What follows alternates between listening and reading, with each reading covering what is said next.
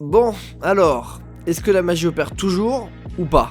Bonjour à toutes et à tous, si on se retrouve aujourd'hui c'est pour parler de Insaisissable 3 qui vient de sortir au cinéma 9 ans après l'épisode 2 et en 9 ans les choses ont changé. Et en fait pas tant que ça. On retrouve donc l'équipe originelle, aussi fonctionnelle que dysfonctionnelle soit-elle, comme dans les deux premiers films en fin de compte. Leurs tours de magie qui sont supposés être simplement des tours de passe-passe hyper élaborés, cette fois c'est carrément des super pouvoirs.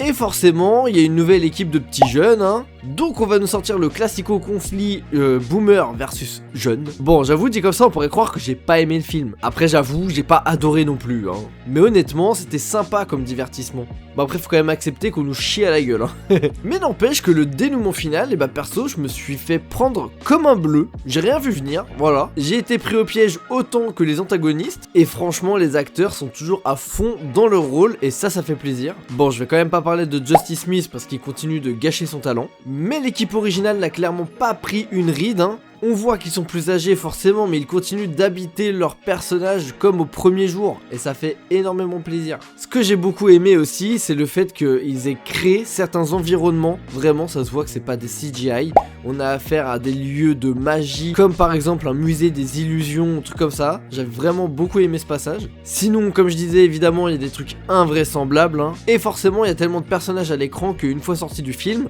on en a oublié quelques-uns. Mais franchement, quand on voit tous les drames qui nous entourent, est-ce qu'au final on n'aurait pas besoin d'un petit peu de magie?